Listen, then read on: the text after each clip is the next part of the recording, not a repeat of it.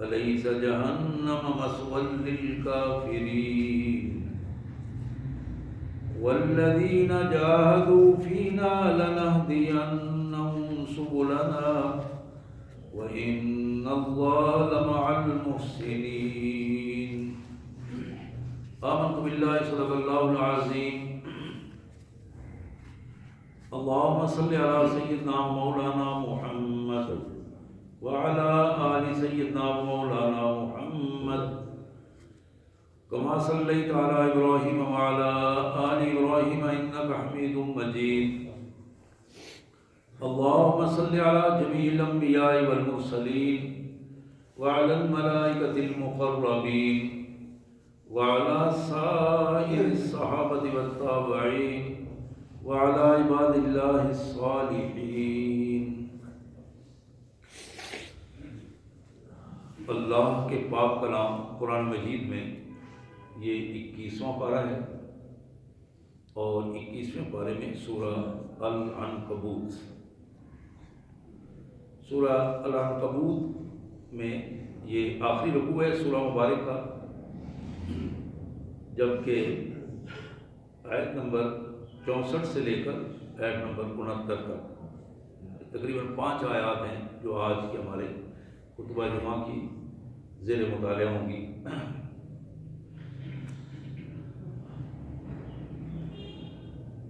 ان آیات مبارکہ میں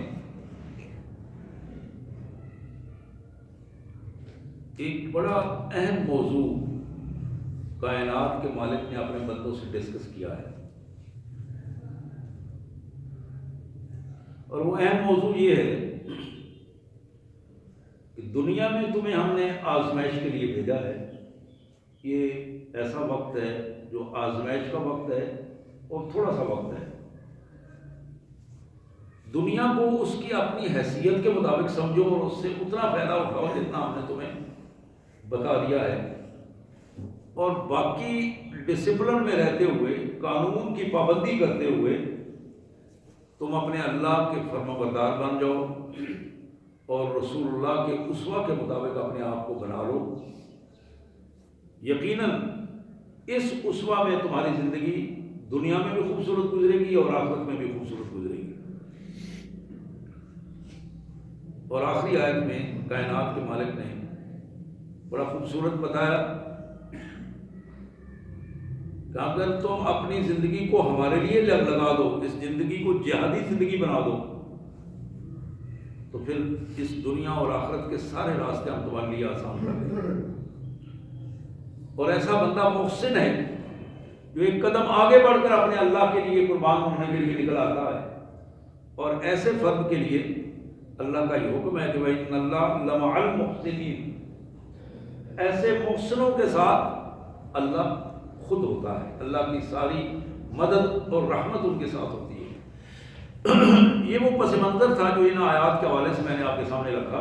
آئیے ان آیات کا سادہ سا مفہوم اور ترجمہ، اور پھر اسی پس منظر میں انشاءاللہ احادیث رسول علیہ السلام کے حوالے سے اپنے موضوع کو مکمل کریں گے۔ اللہ کے مبارک نام سے جو بڑا مہربان، بہت زیادہ رحم کرنے والا ہے۔ وما هذه الحیات الدنیا الا لعب ولعب، یہ دنیا کی زندگی، اس کو ہم نے ایک کھیل تماشے کا رنگ دیا ہے تاکہ تمہاری آزمائش مکمل ہو سکے۔ وَإِنَّ الدَّارَ الْآخِرَةَ لَهِيَ الْحَيَوَانُ، اور آخرت کا وہ گھر ہے، آخرت کی جو زندگی ہے اصل میں وہی زندگی ہے جو ہمیشہ ہمیشہ کی زندگی ہے۔ اس دنیا میں رہ کر تم نے اس زندگی کے لیے تیاری کرنی ہے۔ لو کانوا یعلمون، اگر یہ بات تمہیں سمجھ آ جائے تو یقیناً تم کامیاب ہو گے۔ کاش کہ تمہیں یہ بات پتہ چل جائے کہ جو ہم کہہ رہے ہیں وہ بالکل وہی بات ہے۔ ان کی کیفیت یہ ہے کہ فَإِذَا رَكِبُوا فِي الْفُلْكِ، جب یہ لوگ کشتیوں میں سوار ہوتے ہیں، جہازوں پر چلتے ہیں، سمندروں میں جہازوں پر چلتے ہیں، ہواؤں میں جہازوں پر چلتے ہیں، سمندروں کی کشتیوں پر چلتے ہیں. دعوا اللہ مخلصین لہ الدین. وہاں جب موت کے لالے پڑ جاتے ہیں تو خالص اللہ کو پکارتے ہیں. وہاں پھر سارے مشرکانہ رویے ختم ہو جاتے ہیں. فلما نجاہم الی البر. پھر جب مالک ان کو نجات دے کر محفوظ کر کے خشکی تک لے آتا ہے، پانی سے نکل آتے ہیں، ہواؤں کے دوش سے نیچے اتر آتے ہیں، اذا ہم یشرکون، تو پھر ان کے مشرکانہ رویے شروع ہو جاتے ہیں. پھر ذہن میں یہ کہانیاں اور لوگوں کے سامنے یہ کہانیاں کہ فلاں نے یہ کیا تھا، فلاں کی وجہ سے ایسے ہوا تھا. کیفیت یہ ہے کہ لیکفروا بما آتیناہم ولیتمتعوا. یہ کام شیطان ان سے اس لیے کرواتا ہے تاکہ اللہ کی نعمتوں کے وہ نہ شکرے بن جائیں جو ان کو عطا کی گئی ہیں. اور دنیا کی زندگی تو چند لمحات کی زندگی ہے، اور اس زندگی میں جو وہ فائدہ اٹھانا چاہیں اٹھا سکتے ہیں. فسوف یعلمون. بہت جلد ہم ان کو بتا دیں گے، وہ جان لیں گے بہت جلد کہ اصل حقیقت کیا تھی، اور وہی تھی جو ہم انہیں بتا رہے ہیں. اولم یروا انا جعلنا حرما آمنا. کیا یہ لوگ دیکھتے نہیں ہیں کہ بڑی بد امنی اور ہنگامہ خیز حالات میں بھی ہم نے حرم کو امن والا بنا دیا ہے، کعبۃ اللہ کی سرزمین کو امن والی زمین بنایا ہے. وَيُتَخَطَّفُ النَّاسُ مِنْ حَوْلِهِمْ. اسی حرم کے باہر ارد گرد کے لوگ آپس میں لڑتے جھگڑتے اور ایک دوسرے کو اٹھا کے لے جاتے ہیں. أَفَبِالْبَاطِلِ يُؤْمِنُونَ وَبِنِعْمَةِ اللَّهِ يَكْفُرُونَ. ان کو کیا ہو گیا ہے، باطل پر یہ تو یقین رکھ کر لیتے ہیں اور اللہ کی نعمتوں کا ناشکری کرتے ہیں، انکار کرتے ہیں. وَمَنْ أَظْلَمُ مِمَّنِ افْتَرَىٰ عَلَى اللَّهِ كَذِبًا أَوْ كَذَّبَ بِالْحَقِّ لَمَّا جَاءَهُ. اس شخص سے بڑا ظالم کون ہوگا جو اللہ کے بارے میں جھوٹ گھڑ کے لوگوں کے سامنے پیش کرے، جب سچ اس کے سامنے کھل کر آ جائے اس کے باوجود وہ حقیقت کو جھٹلانے کی کوشش کرے. أَلَيْسَ فِي جَهَنَّمَ مَثْوًى لِلْكَافِرِينَ. کیا اس سے بدتر کوئی ٹھکانہ کافروں کے لیے ہے؟ یہی بدترین ٹھکانہ ان کا ٹھکانہ ہوگا. وَالَّذِينَ جَاهَدُوا فِينَا لَنَهْدِيَنَّهُمْ سُبُلَنَا. وہ لوگ جو ہمارے راستے میں نکل کھڑے ہوتے ہیں، جہاد کے پہلے مرحلے پر ہوں یا آخری مرحلے پر،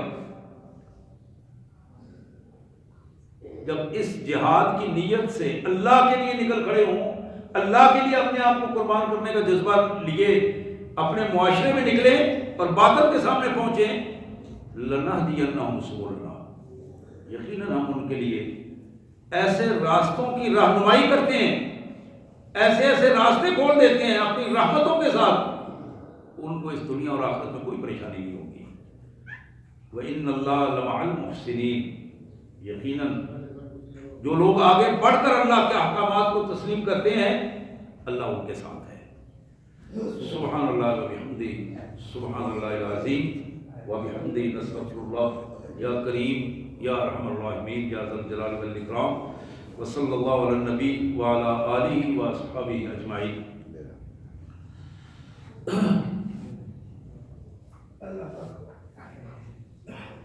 حضرات بخاری میں، صحیح بخاری کی ایک حدیث مبارک جو جناب عبداللہ بن عباس رضی اللہ تعالیٰ عنہ کے حوالے سے،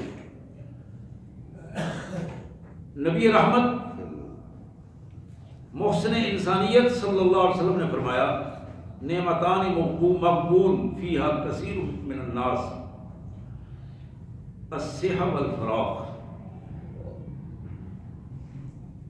لوگوں، دو نعمتیں ایسی ہیں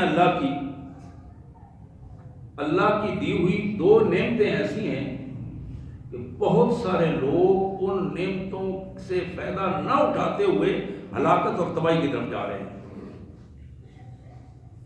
اللہ کی دی ہوئی دو نعمتیں ایسی ہیں جو ہر بندے کے پاس کسی نہ کسی صورت میں موجود رہتی ہیں،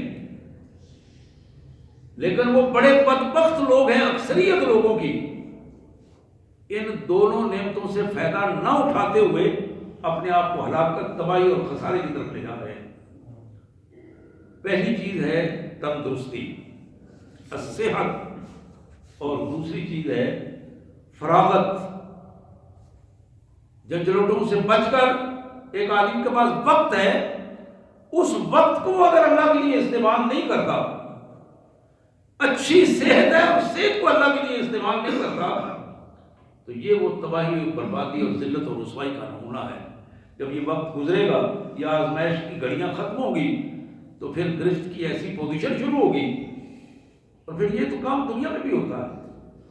جب انسان کے پاس صحت نہیں رہتی تو پھر بندہ کہتا ہے کہ کاش مجھے کچھ تندرستی ملے تو میں بڑا کام کروں گا، میں بڑا کام کروں گا، مسجد میں بھی آؤں گا، حج بھی کروں گا، جہاد بھی کروں گا، پیسے کماؤں گا، اللہ کی راہ میں دیں گا، بڑی بڑی میری خواہشات آتی ہیں۔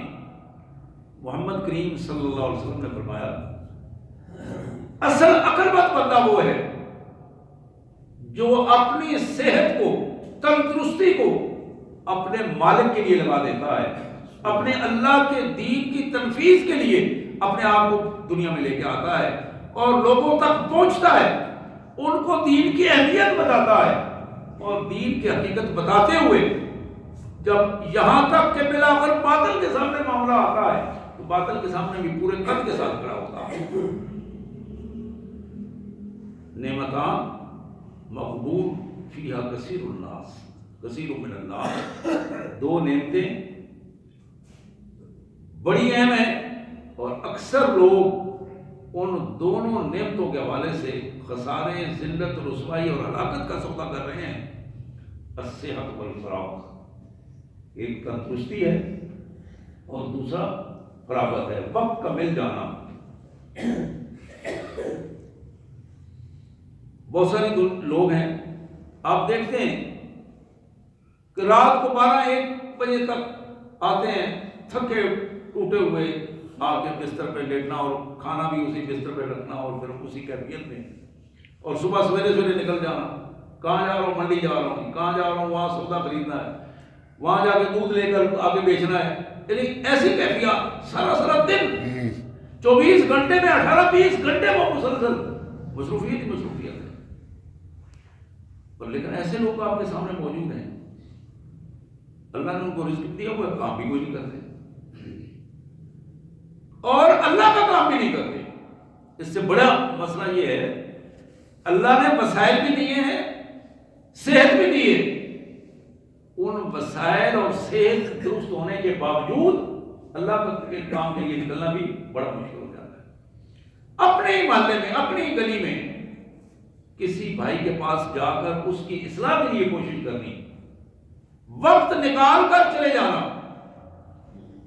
اور اسے مسجد کا نمازی بنا دینا، اس کے معاملات کو درست کر، لینے دینے کے معاملات کو درست کر دینا، اس کے اخلاق کو درست کر دینا۔ اگر کسی بھائی کے پاس بیٹھ کر کوئی دوسرا بھائی کسی کے اخلاق درست کر دیتا ہے، اس کی زبان درست کر دیتا ہے، اس کے رویوں میں تبدیلی آ جاتی ہے، اس کی بہت بڑا کام ہے، بہت بڑا کام ہے۔ میں حدیث مبارک پڑھ رہا تھا ترغیب الترہیب میں، نبی رحمت صلی اللہ علیہ وسلم نے فرمایا کہ لوگوں الا اخبرکم من افضل الصوم والصلاۃ، کیا میں تمہیں ایسی چیز نہ بتاؤں جس کا اجر تمہیں نمازوں روزوں سے بھی زیادہ اللہ تعالیٰ عطا کریں گے؟ تو صحابہ نے بے ساختہ کہا کیوں نہیں، اللہ کے رسول ارشاد فرمائیں ہم اس پر عمل کریں گے۔ تو آپ نے فرمایا اصلاح ذات البین، 3 دفعہ ہم نے یہ جملہ بولا، اصلاح ذات البین، اصلاح ذات البین۔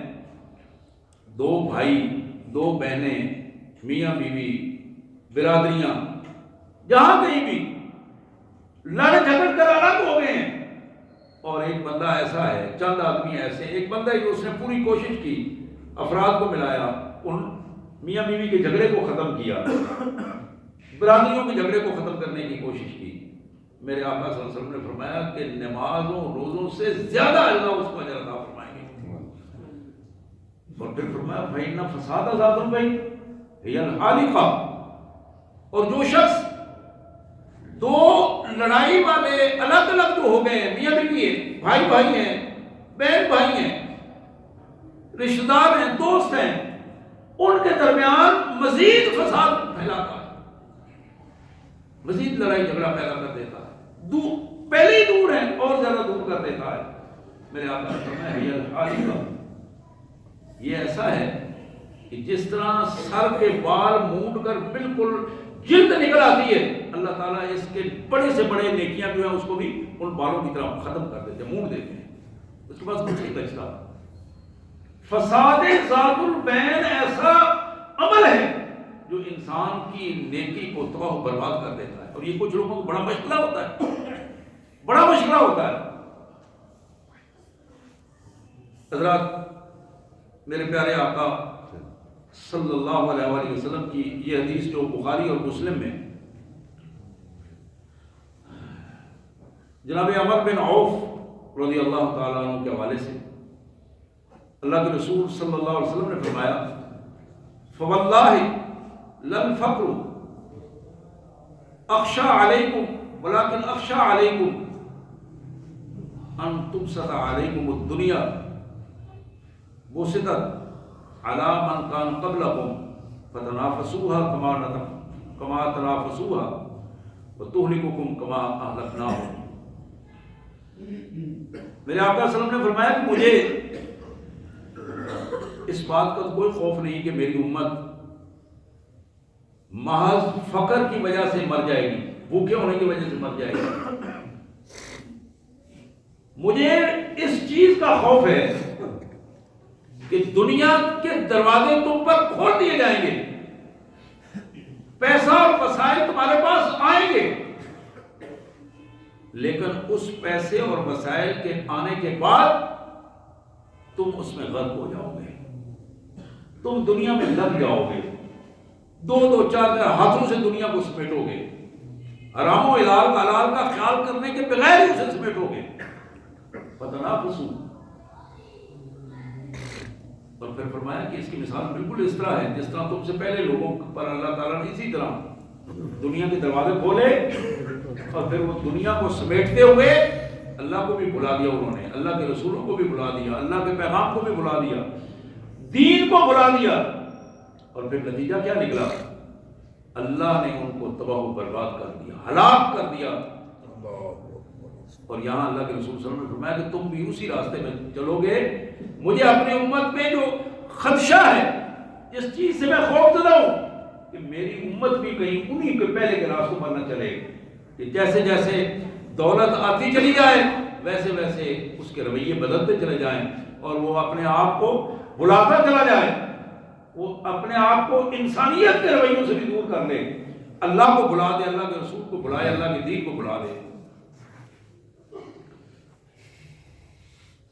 اور یہ بڑی ایک خوبصورت تجزیہ فرمایا نبی رحمت صلی اللہ علیہ وسلم نے ایک دوسری حدیث مبارک میں، یہ مسلم شریف کی حدیث ہے، جناب ابو ہریرہ رضی اللہ تعالی عنہ کا یہ بیان کہ نبی رحمت صلی اللہ علیہ وسلم نے فرمایا یقول العبد مالی مالی ان مالہ من ثلاث ما اکل فافنا او لبس او آتا فاقنا وما سوا ذلك فهو ضائع وتارك الناس۔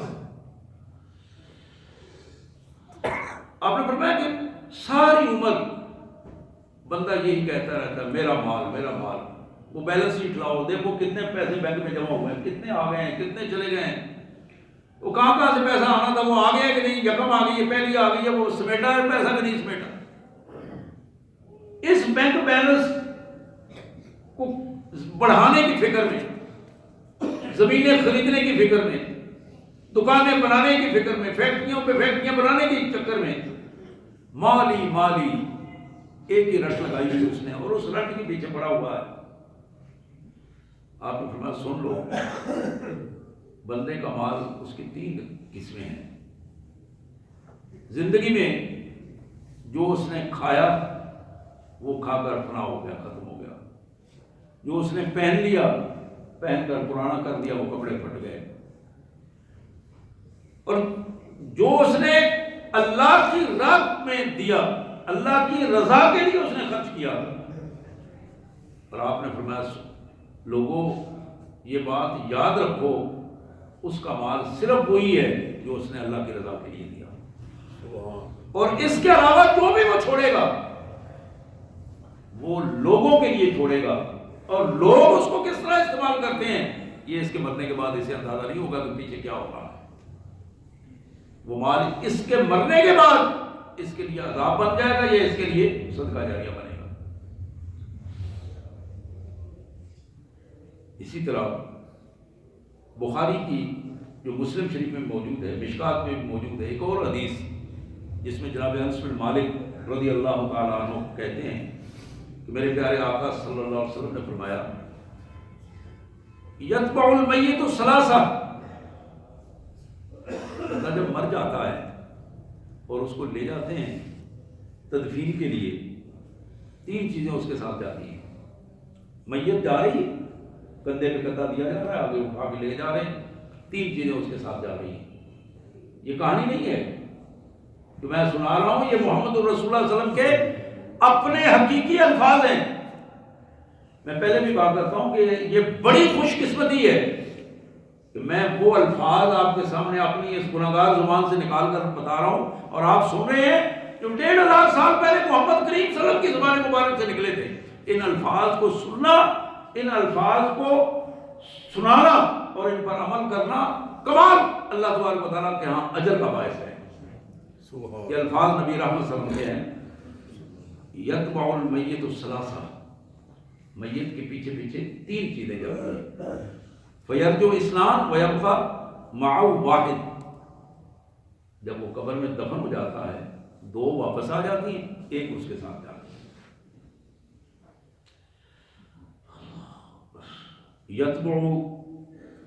یتبعوہ اہلہ ومالہ وعملہ، اس کی چارپائی جب جا رہی ہوتی ہے اس کے اہل و عیال ساتھ ہوتے ہیں، رشتہ دار ساتھ ہوتے ہیں، اور اس کا مال ساتھ جاتا ہے، اور اس کے اعمال ساتھ جاتے ہیں۔ اور پھر فرمایا فیرجع اہلہ ومالہ ویبقى عملہ، اہل و عیال رشتہ دار اس کو دفن کر کے واپس آ جاتے ہیں، اور اس کا مال بھی واپس آ جاتا ہے۔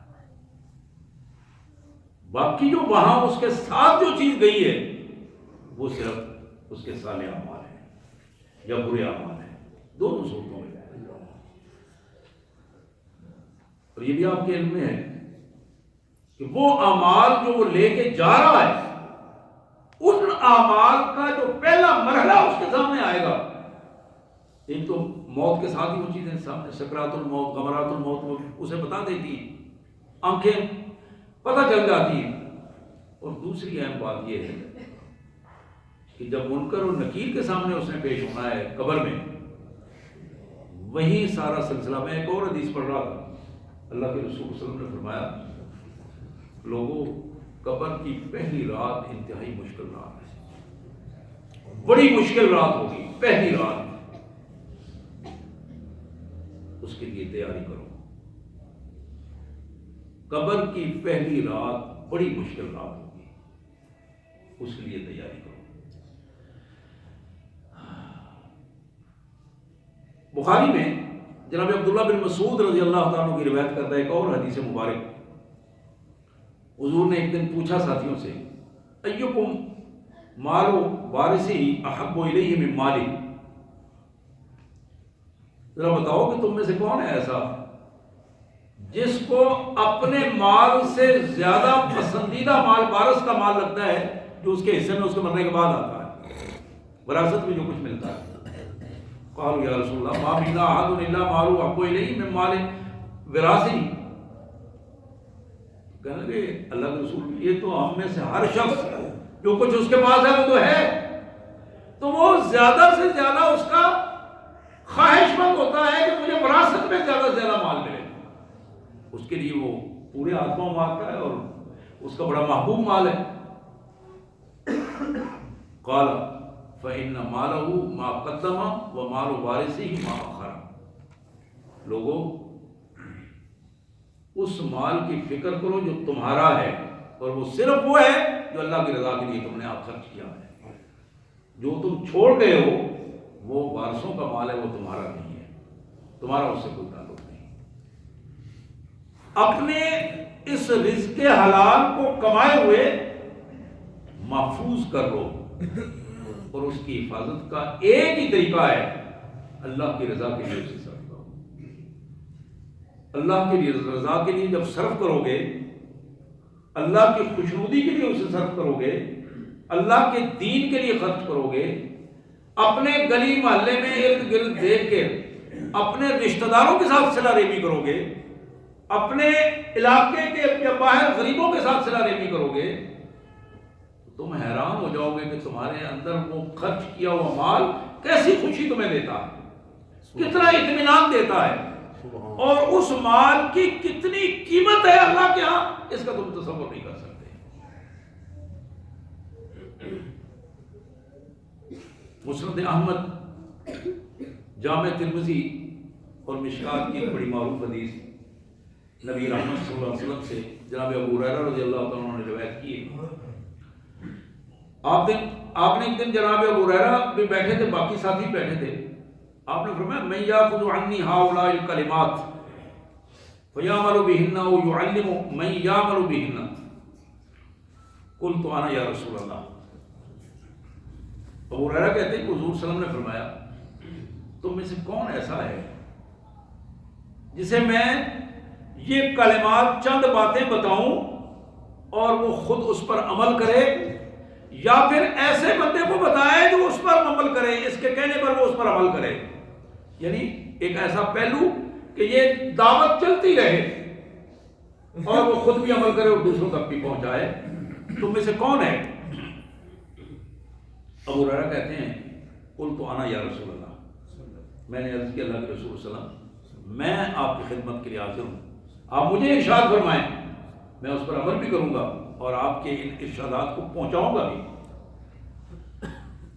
فآخذ بیدی فعد خمسا، آپ نے پیار سے میرے ہاتھ کو پکڑ لیا، یعنی الرٹ کر لیا، پیار سے میرے ہاتھ کو پکڑا بڑی محبت سے، اور 5 چیزیں آپ نے گنوائیں. ذرا غور کیجیے ان 5 چیزوں پر. یہ خصوصی انعام ہے جو میرے آقا کریم صلی اللہ علیہ وسلم کی طرف سے اپنی امت کے لیے یہ خصوصی ایک انعام کے طور پر چیز بتائی. آپ نے فرمایا اتق المحارم تکن عابد الناس، اتق المحارم تکن عابد الناس. اللہ کی حرام کی ہوئی چیزوں سے بچ جاؤ، تم لوگوں میں بہترین عبادت گزار بن جاؤ گے. اللہ نے جو جو چیزیں حرام کی ہیں اس سے بچ جاؤ، آنکھیں بند کر لو، حرام کام گفتگو سے باز آ جاؤ، حرام کام ہاتھوں سے باز آ جاؤ، پاؤں سے باز آؤ، شرمگاہ سے باز آ جاؤ. یعنی حواس خمسہ کو استعمال کرتے ہوئے ہر حرام چیز سے بچ جاؤ، اللہ کے ریکارڈ میں تم بہترین عبادت گزار بن جاؤ گے تمام لوگوں میں.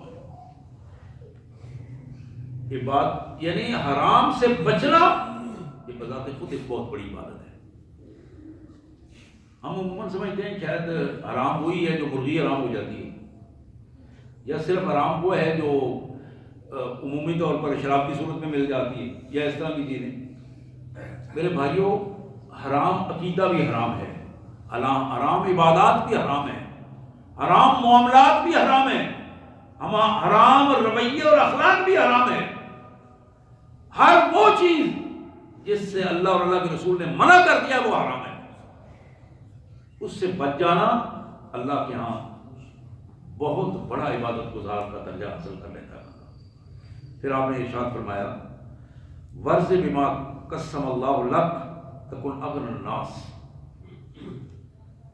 اللہ نے جو تقسیم کی ہے، رزق کی تقسیم ہے، عزت کی تقسیم ہے، اسٹیٹس ہے، تمہیں جس فیملی میں پیدا کیا ہے، جتنا رزق دیا ہے، جو تمہارا اسٹیٹس بنا دیا، مرتبہ بنا دیا ہے، اس سے خوش ہو جاؤ، ورز راضی ہو جاؤ. جب تم اللہ کی دی ہوئی تقسیم پہ راضی ہو جاؤ گے تو کون اغنى الناس، پھر تم لوگوں میں غنی ہو جاؤ گے، لوگوں میں غنی ہو جاؤ گے. پھر تمہیں لوگوں کی پرواہ ہی نہیں ہوگی. کس کی پرواہ ہوگی؟ اللہ وحدہ لا شریک کی. میں اس کا بندہ ہوں، اس کی رضا پہ راضی ہو گیا ہوں. اللہ کے فیصلوں پر راضی ہو جاؤ، خوشی سے قبول کرو. اور جب اللہ کے فیصلوں کو تم خوشی سے قبول کرو گے، اس کی رضا پہ راضی ہوگے، تو پھر سن لو اللہ تمہیں غنی کر دے گا. غنی اللہ کی صفت ہے. واللہ الغنی وانتم الفقراء. اللہ اپنے بندے کو بتاتا ہے کہ تم میری تقسیم پہ راضی ہو جاؤ، میں تمہیں بھی غنی کر دوں گا. نبی رحمت صلی اللہ علیہ وسلم نے فرمایا وَأَحْسِنْ إِلَىٰ جَارِكَ تَكُنْ مُؤْمِنًا. اپنے دائیں بائیں ارد گرد پڑوسیوں کو اچھا سلوک ان کے ساتھ رکھو، اچھا رویہ رکھو. جب تم ان کے ساتھ اچھا رویہ رکھو گے تو تم محفوظ ہو جاؤ گے. تکن مومنا. حضرات میں نے شاید پہلے بھی ایک دو دفعہ یہ عرض کیا تھا، میں نے بڑی کوشش کی کہ میں یہ دیکھوں کہ اللہ کے رسول صلی اللہ علیہ وسلم نے کسی طبقے کو اپنا حق مانگنے کا حکم دیا ہو. اسلام نے فرائض کی ادائیگی کا حکم دیا ہے، فرائض کی ادائیگی کا حکم دیا، دوسرے کے حقوق ادا کرنے کا حکم دیا ہے، اپنا حق مانگنے کا حکم نہیں دیا. جب آدمی فرض ادا کرتا ہے، فرض کیا ہے؟ دوسرے کے حقوق کو ادا کرتا ہے، تو اس کے حقوق خود بخود ادا ہو جاتے ہیں. یہ ایک ایسا نظام ہے مالک نے بنایا ہے. ایک آدمی اپنے پڑوسی کے ساتھ بہتر رویہ رکھتا ہے، اللہ تعالیٰ اس کے ذہن کو، دل تو اللہ کے پاس ہے، ہم ان کو چھین کے اپنے پاس لانے کی کوشش کرتے ہیں، معاملات اپنے ہاتھ میں لینے کی کوشش کرتے ہیں، جبکہ معاملہ ایسا نہیں ہے. ایک شخص نے، ایک حدیث میں آتا ہے نبی رحمت صلی اللہ علیہ وسلم سے، اس نے عرض کیا یا رسول اللہ صلی اللہ علیہ وسلم میں کیا کروں، میرا پڑوسی مجھ سے بولتے ہیں اسلام کا جواب ہی نہیں دیتا، میں اسے اچھا کرتا ہوں، وہ اچھا رویہ رکھتا ہی نہیں. وہ اچھا کرے تو میں اچھا کروں، میں چاہتا ہوں اس کے ساتھ نیکی کرنا، لیکن وہ میرے ساتھ میری نیکی کو قبول کرے. حضور نے فرمایا اچھا تم تو پھر کاروبار کر رہے ہو، تو اچھا کرے گا تو تم بھی اچھا کرو گے، وہ برا کرے گا تم بھی برا کرو گے. یہ تو کاروبار ہوگا نا، کہ تم اس کے ساتھ کاروبار کر کے نیکی لینا چاہتے ہو. آپ نے فرمایا ایسے نہیں. احسان یہ ہے، واحسن الی جارک، احسان یہ ہے کہ تم ایک قدم آگے بڑھ کر، وہ تم سے کٹتا ہے تم اس سے جڑو، وہ تمہیں نہیں دیتا تم اس کو دو. وعد من حرمک، جو تمہیں نہیں دیتا اس کو دو. واحسن الی جارک کن تکن مومنا. تم اپنے پڑوسیوں سے، ارد گرد پڑوسیوں سے حسن سلوک کرو، تم محفوظ ہو جاؤ گے، محفوظ ہو جاؤ گے. نبی رحمت صلی اللہ علیہ وسلم نے فرمایا وَأَحِبَّ لِلنَّاسِ مَا تُحِبُّ لِنَفْسِكَ تَكُنْ مُسْلِمًا. جو کچھ اپنے لیے پسند کرتے ہو وہ دوسروں کے لیے بھی پسند کرو. جب تم ایسا کرو گے تو پھر تم سچے ایماندار مسلمان بن جاؤ گے. اور ان پانچوں میں نبی رحمت صلی اللہ علیہ وسلم نے جو آخری بات ارشاد فرمائی، فرمایا وَلَا تُكْسِرُ الزِّهْقَ فَإِنَّ كَسْرَةُ الزِّهْقِ تُمِيتُ الْقَلْبَ. کہکہ مار کر مت ہنسو، زیادہ ہنسنے سے بچو. زیادہ ہنسنا بندے کے دل کو مردہ کر دیتا ہے. کفر کا رویہ کیا ہے؟ کہہ کے مار کے زیادہ ہنسو تاکہ صحت بنتی ہے. یہ شیطانی عمل ہے، صحت بنتی ہے، خون بڑھتا ہے. یہ ایسی بکواس ہے کہ جس کی وجہ سے انسان، میرے پیارے آقا صلی اللہ علیہ وسلم نے اپنی پوری مبارک زندگی میں کبھی کہکہ لگا کے نہیں ہنسے. صحابہ کہتے ہیں کہ آپ کے چہرے مبارک سے خوشی کے آثار پہچانے جاتے تھے، آپ مسکراتے تھے. جس ہنسی میں آواز آ جائے اس ہنسی سے منع کر دیا گیا. اور یہاں بھی بتایا کہ تم زیادہ ہنسنے سے بچو، کیونکہ جو بندہ زیادہ ہنسنا شروع کر دیتا ہے اس بندے کا دل مردہ ہو جاتا ہے. حضرات یہ وہ چیزیں ہیں جو سنہری الفاظ ہیں، سنہری الفاظ. ہم سنتے ہیں بھول جاتے ہیں. ہونا یہ چاہیے کہ جو کچھ ہم یہاں، کیونکہ یہ میری باتیں نہیں ہیں، میں اپنی باتیں کروں، وہ ہو سکتا ہے وہ اہمیت والی نہ ہو. یہ تو اس ہستی کی بات ہے جو اللہ کی بات ہے، وہی کر وہی جس سے انکار نہیں ہو سکتا. جو ان کا کلمہ پڑھتا ہے وہ کیسے اس سے انکار کر سکتا؟ جو ان کا امتی ہے وہ کیسے انکار کر سکتا؟ یہ لازم ہے کہ ان باتوں کو سن کر آگے پہنچایا جائے، اپنے گھر میں ڈسکس کیا جائے، بچوں بیوی کے ساتھ ان کو بتایا جائے کہ آج میں خطبہ جمعہ میں یہ چیزیں سن کے آیا ہوں، ہم اس پر عمل کریں گے. حضرات، مشکات شریف میں جناب علی کرم اللہ وجہہ امیر المومنین، ان کی روایت کردہ ایک حدیث میں اللہ کے رسول صلی اللہ علیہ وسلم نے فرمایا اذا لم یبارک للعبد فی مالہ جعلہ فی الماء والتین. ان الفاظ پر ذرا غور کیجیے، تھوڑے سے الفاظ ہیں کہ جب آدمی رزق کماتا ہے، رزق اس کے پاس زیادہ ہوتا ہے، تو وہ رزق بے برکتہ اس وقت ہو جاتا ہے جب آدمی بلا ضرورت اس کو مٹی، گارے اور اینٹوں میں لگانا شروع کر دیتا ہے. ایسی بلڈنگیں جن میں اس نے رہنا نہیں ہے، بلا ضرورت صرف یہ کہ یہ فلاں چودھری صاحب کی بلڈنگ ہے، یہ فلاں شیخ صاحب کی بلڈنگ ہے، یہ فلاں بٹی صاحب کی بلڈنگ ہے، یہ فلاں کی چیمہ صاحب کی بلڈنگ ہے. نہیں، جہاں تمہاری جتنی ضرورت ہے اس کے مطابق وہ چیز بناؤ گے، اللہ کے ہاں وہ چیز تمہاری عبادت بن جائے گی. لیکن جہاں خالی پڑے ہوئے مکانات محض دکھاوے کے لیے اور نمائشی حساب سے بناؤ گے تو تمہارا وہ رزق بھی بے برکتہ ہوگا اور اللہ کے ہاں تمہاری اس گرفت بھی اس حوالے سے ہوگی. یہ آخری حدیث ہے جو میں سنانے لگا ہوں. اپنی بات میں نے ختم کر لی ہے، لیکن یہ اہم ترین حدیث ہے. بہقی شریف کی حدیث ہے. جناب جابر بن عبداللہ رضی اللہ تعالیٰ عنہ کی یہ روایت ہے.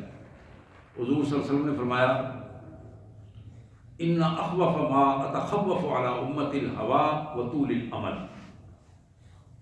سب سے بڑی چیز جو مجھے فکر اور خدشہ ہے اپنی امت کے حوالے سے، وہ دو چیزوں کا ہے. ایک تو یہ ہے کہ میری امت اپنی خواہشات نفس کی غلام بن جائے گی، مجھے اس کا بڑا خطرہ رہتا ہے. اور جب اپنی خواہشات نفس کی غلام بنے گی تو پھر اللہ سے منہ موڑ لے گا. وہ طول العمل. اور دوسرا یہ ہے کہ لمبی امیدوں کے سہارے زندگی گزارنا چاہیں گے. امیدیں، یہ کریں، یہ کریں، یہ کریں. فَأَمَّا الْهَوَىٰ فَيَصُدُّ عَنِ الْحَقِّ. لوگوں، جو بندہ خواہشات نفس کا غلام بن جاتا ہے، یہ خواہشات نفس اس کو حق سے دور کر دیتی ہیں، حق سے روک دیتی ہیں. پھر وہ سچائی کو تسلیم کرنے کے لیے تیار نہیں ہوتا. پھر اس کے نزدیک سچائی وہ ہوتی ہے جو اس کے ذہن میں آئے، کہ اس کا دل کرے تو اس کو مان لے. نہیں دل مانتا تو پھر وہ کہتا ہے کہ یہ سچائی نہیں، اور پھر وہ حق سے رک جاتا ہے. حضور نے فرمایا وَأَمَّا طُولُ الْعَمَلِ فَيُنْسِيَ الْآخِرَةَ. اور جو امیدوں کے سہارے جیتا ہے وہ آخرت کو بھول جاتا ہے. امیدوں کے سہارے جیتا ہے وہ آخرت کو بھول جاتا ہے. وَهَذِهِ الدُّنْيَا مُرْتَحِلَةٌ ذَاهِبَةٌ وَهَذِهِ الْآخِرَةُ مُرْتَحِلَةٌ قَادِمَةٌ. لوگوں، یہ دنیا اپنی واپسی کا سفر شروع کر چکی ہے، آخرت آنے کا سفر شروع کر چکی ہے. ان دونوں کا سفر جاری ہے. وَلِكُلِّ وَاحِدَةٍ مِّنْهَا الْجُنُونُ. ان دونوں کے چاہنے والے ہیں، دنیا کے چاہنے والے بھی ہیں اور آخرت کے چاہنے والے بھی ہیں. فَإِنِ اسْتَطَعْتُمْ أَلَّا تَكُونُوا مِن بَنِي دُنْيَا فَافْعَلُوا. اگر تم یہ کام کر سکو کہ دنیا کے چاہنے والے، دنیا کے بیٹے نہ بنو تو یہ ضرور کرنا. دنیا کو ضرورت کے مطابق ضرور حاصل کرو، لیکن اگر تم دنیا میں غرق ہونے سے بچ سکو، دنیا کی تمہاری پہچان بن کے اس پہچان کو ختم کر سکو، فَافْعَلُوا، تو یہ کام ضرور کرنا. فَإِنَّكُمُ الْيَوْمَ فِي دَارِ الْعَمَلِ وَلَا حِسَابٍ. آج تم جس جہان میں رہ رہے ہو یہ عمل کا جہان ہے، حساب کا نہیں ہے. حساب آگے جا کے ہوگا. وَأَنْتُمْ غَدًا فِي دَارِ الْآخِرَةِ وَلَا عَمَلٍ. کل آنے والا جو ہے آخرت جب پہنچ گئی تو پھر وہ دار الحساب ہوگا، وہاں عمل کی گنجائش نہیں ہوگی. یہ حدیث مبارک جو میں نے آپ کے سامنے رکھی ہیں ایک خاص مقصد کے تحت اللہ تبارک و تعالیٰ ان مقاصد کو پورا کرے. آج جہاں ہم پہنچ چکے ہیں یقین کیجئے اس دنیا میں جیسے جیسے غرق ہوتے چلے جا رہے ہیں. آج ہی 5 فروری اس بات کی ہمیں یاد دلاتا ہے کہ ہمارے کشمیری بھائی کن حالات میں ہیں، کتنے مظالم ہو رہے ہیں اور کتنے بھائیوں کو اپنے پرسکون گھروں میں یاد ہی نہیں ہے، کسی کو پتہ ہی نہیں ہے کہ کیا ہو رہا ہے.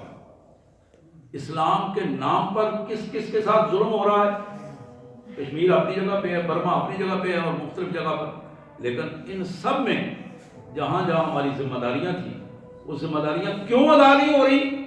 اس لیے کہ ہم دنیا کے بیٹے بن گئے. دنیا مرنا، یہاں بھی مرنا ہے وہاں بھی مرنا ہے، لیکن دنیا کا بیٹا جو بن جاتا ہے اللہ کے رسول صلی اللہ علیہ وسلم نے فرمایا وہ تباہی اور بربادی کا سودا کرتا ہے. اللہ تعالیٰ اس سے ہمیں محفوظ فرمائے اور ہمیں اپنی ذمہ داریوں کو سمجھنے اور ان پر عمل کی توفیق عطا فرمائے. وآخر دعوانا الحمدللہ رب العالمین.